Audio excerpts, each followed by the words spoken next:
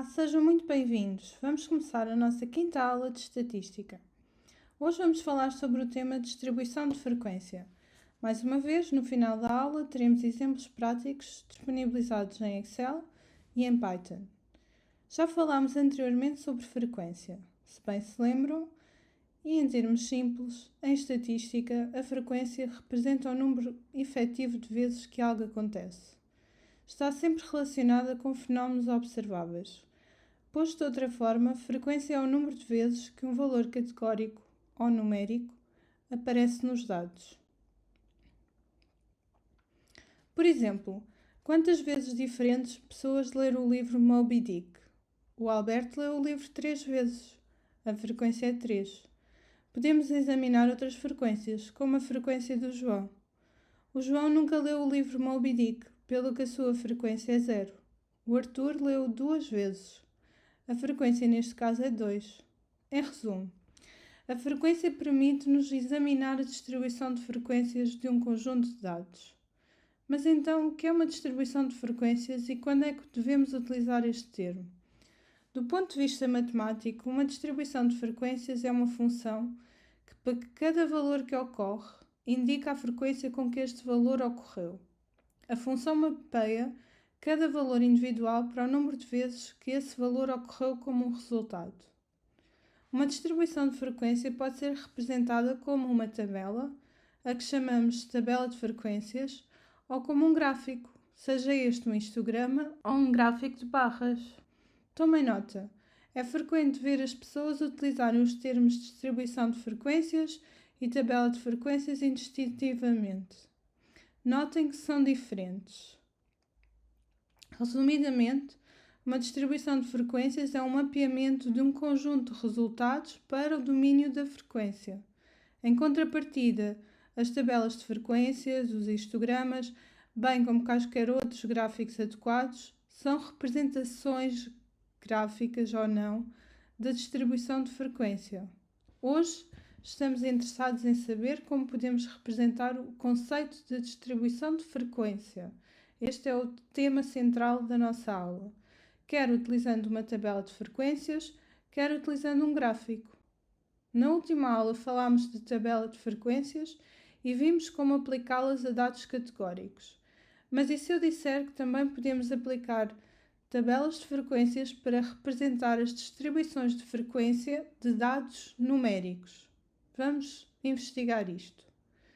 Uma tabela de frequências é utilizada para organizar os dados recolhidos. Que dados? Bem, os dados podem ser quaisquer uns, de facto. Podem ser categóricos ou podem ser numéricos. Nesta aula vamos concentrar-nos em exemplos numéricos, uma vez que já abordámos anteriormente os dados categóricos.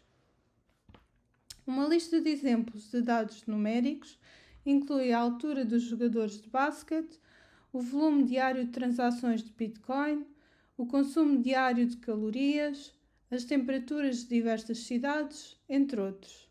Após a obtenção de dados, podemos obter uma lista mais longa ou mais curta de valores. Por exemplo, podemos recolher ou obter uma amostra do tempo gasto nas redes sociais pelo Manuel durante um mês. Iremos observar 30 valores correspondentes aos 30 dias, por exemplo. Este volume de dados já é significativo e difícil de analisar. Para garantir uma boa compreensão dos dados, temos de os apresentar de uma forma objetiva. Precisamos de organizar os dados de forma a que estes fiquem resumidos. Para isso, podemos utilizar uma tabela de frequências.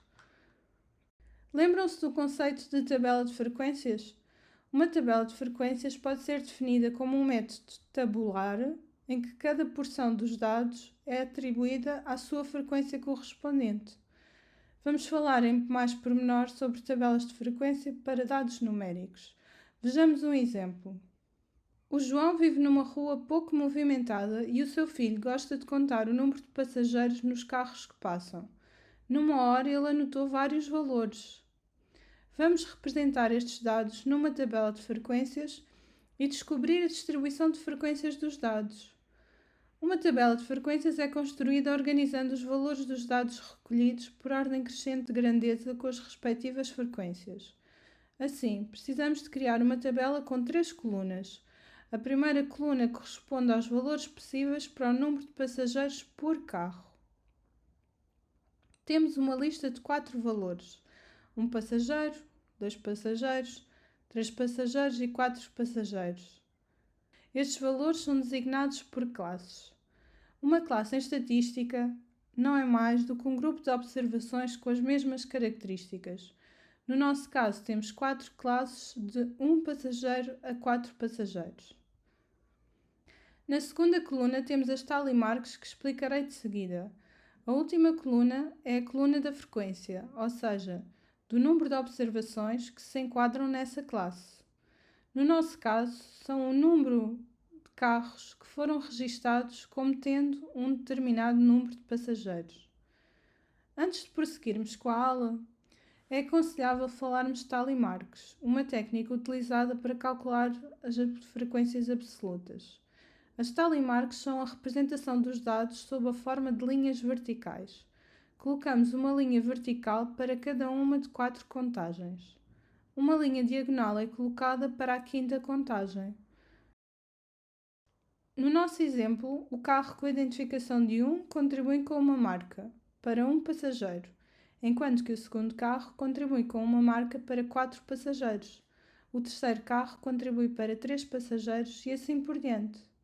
Para construir tabelas de frequências, as marcas de tally podem ser utilizadas para registar as frequências e ocorrências de uma determinada classe. De seguida, traduzimos as marcas de contagem para valores de frequência absoluta. Agora, temos uma descrição completa da distribuição de frequências. Podemos ver que todos os dados recolhidos estão organizados na coluna número de passageiros e na coluna de frequência, ou número de automóveis. Isto facilita a compreensão da informação fornecida. Podemos perceber quantos carros tiveram um menor número de passageiros, por exemplo, ou quantos carros tiveram 4 passageiros, que neste caso foi apenas 1. Estas e outras informações podem ser obtidas a partir da tabela.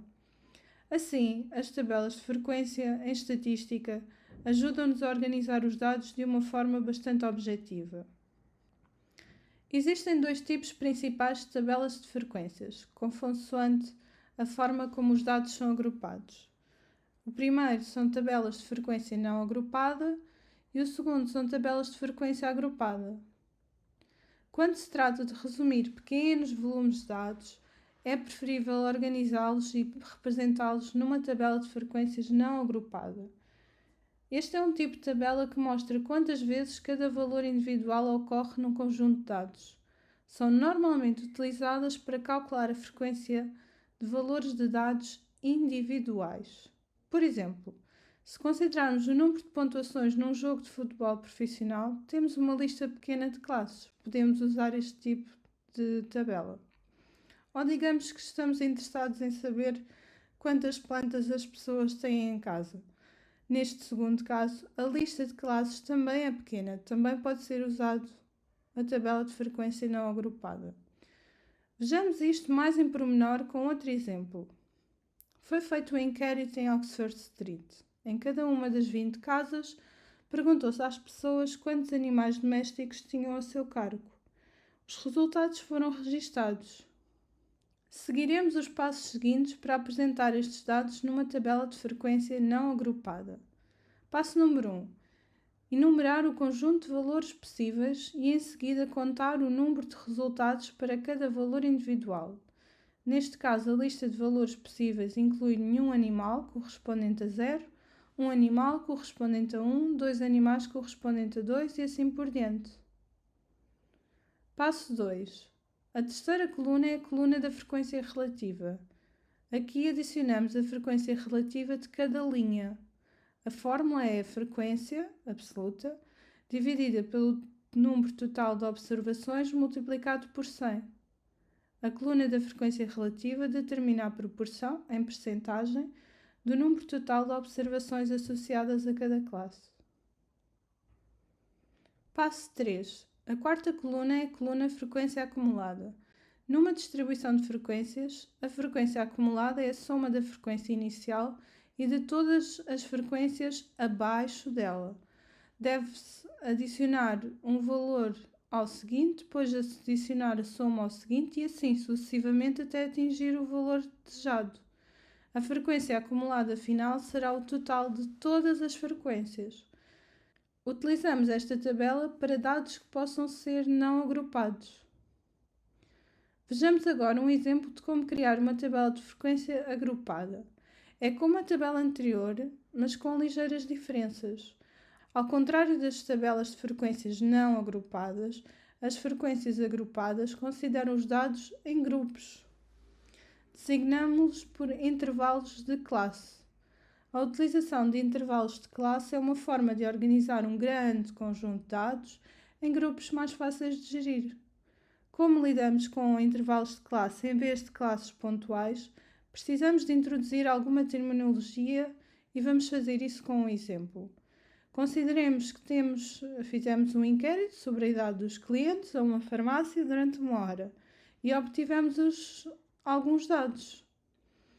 Como podemos estabelecer intervalos de classe para este exemplo? Bem, simplesmente podemos criar 10 classes, de 1 a 10, de 11 a 20, de 21 a 30 e assim por diante até 91 100. O que é a frequência neste contexto? A frequência de um intervalo ou de um intervalo de classe é o número de observações que ocorrem para aquela determinada classe. Por exemplo, podemos ver que temos uma frequência de 2 para a classe de 1 a 10. Um conceito importante para a tabela de frequências agrupadas é o de range, ou amplitude de classe, que é a diferença entre o limite superior e o limite inferior da classe. O que é que isto significa? No nosso caso, temos uma amplitude de classe de 9, uma vez que a diferença entre 10 e 1. Note que as classes de diferentes intervalos têm que ser mutuamente exclusivas e coletivamente exaustivas. O que é que isto significa? Isto significa que os intervalos de classe não se devem sobrepor. Reparem que definimos cuidadosamente os intervalos sem sobreposição. Os intervalos também cobrem todos os valores dos dados, o que significa que são coletivamente exaustivos. Vejamos isto mais em pormenor com outro exemplo. Num torneio de xadrez recente, todos os 10 participantes tiveram de preencher um formulário. Tiveram que preencher o seu nome, a sua morada, a sua idade. Portanto, a idade dos participantes foi registada. E seguimos 3 passos para apresentar estes dados numa tabela de frequências agrupadas. Tome nota dos passos seguidos. Passo número 1.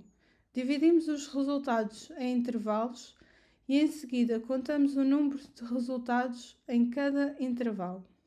Neste caso, os intervalos de 9 são adequados. Uma vez que 36 é a idade mais baixa e 92 é a idade mais alta, vamos começar os intervalos de 35 a 44 e terminar no intervalo de 85 a 94. Ok? Passo 2. A quarta e a quinta colunas são a coluna frequência relativa e a frequência acumulada. As distribuições de frequência podem ser visualizadas através de tabelas de frequência ou de gráficos, se os dados forem contínuos ou discretos. Se os dados forem discretos e poucos, é adequado um gráfico de barras com barras separadas. Ao adicionar espaço entre as barras, enfatiza-se o facto de os dados terem um valor não agrupado. Se os dados forem contínuos ou tivermos muitos dados do tipo discreto, é melhor utilizar um histograma. Um histograma é um gráfico que mostra a distribuição de frequência de uma variável numérica. Assemelha-se a um gráfico de barras, mas sem intervalos entre os retângulos, ou barras. No histograma, os dados são agrupados em intervalos, tal como numa tabela de frequências agrupada. O eixo Y das barras mostra as frequências e o eixo X mostra os intervalos. Cada intervalo é representado por uma barra e a altura da barra mostra a frequência ou a frequência relativa da classe. Embora os gráficos de barras e os histogramas sejam parecidos, existem diferenças importantes. Em primeiro lugar, o histograma é obtido a partir de tabelas de frequência agrupadas. Precisamos de classes de intervalos para criar um histograma adequado. Esta é talvez a diferença maior e aquela que faz mais sentido ressalvar. Podemos usar o Excel para criar e organizar dados em tabelas de frequência. Neste primeiro exemplo, vamos listar os passos que podem ser seguidos para criar uma tabela de frequência não agrupada. Temos aqui dados sobre o número de filhos de uma família portuguesa. Nesta lista podemos ver que algumas famílias não têm filhos, outras têm um filho, outras têm 2 filhos e assim por diante. Nenhuma família aqui registada tem mais do que 4 filhos. Com estes dados podemos criar uma pivot table e em seguida transformar essa tabela numa tabela de frequências. Vamos então criar a tabela. A primeira coisa a fazer é inserir uma pivot table a partir do menu Insert. Ok, vamos clicar OK, já temos aqui a pivot table. Vamos utilizar a variável de interesse. Vamos arrastar e vamos criar uma coluna na nossa frequency table. Nossa tabela de frequências. Agora, como é que vamos criar com o count? Porque é uma quantidade ou uma medida. Já temos a frequência absoluta, vamos criar a frequência relativa. É a mesma ideia também, é o count, só que agora vamos selecionar uma fórmula para nos dar a frequência relativa. Ok? E agora podemos criar também a frequência acumulada, fazemos da mesma maneira, arrastamos e configuramos. Primeiro com a frequência absoluta e depois com uma fórmula, com a fórmula da frequência acumulada. Clicamos OK e temos o nosso gráfico, vá lá. Num segundo exemplo, vamos seguir passos para criar uma tabela de frequência agrupada. A forma mais fácil de fazer isto é utilizar a funcionalidade agrupar das pivot tables. Vamos ver como se faz isto então. Suponhamos que temos o seguinte conjunto de dados no Excel que mostra o peso em quilos de diferentes adultos. Suponha que gostaríamos de criar uma distribuição de frequência agrupada para este conjunto de dados. Selecione os dados que pretende, depois vá ao menu Inserir e finalmente selecione o botão Pivot Table. Isto vai criar a nossa Pivot Table. Ok? É só chegar aqui à janela e selecionar OK. Cá temos a nossa Pivot Table. Podemos começar a construir várias colunas.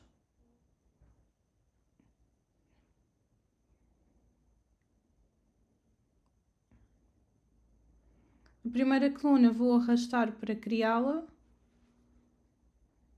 e vou fazer o que já fiz previamente, que é selecionar Count. Ok? Ou seja, tenho uma distribuição de frequência absoluta, mas ainda não é isto que eu quero, porque eu quero os intervalos.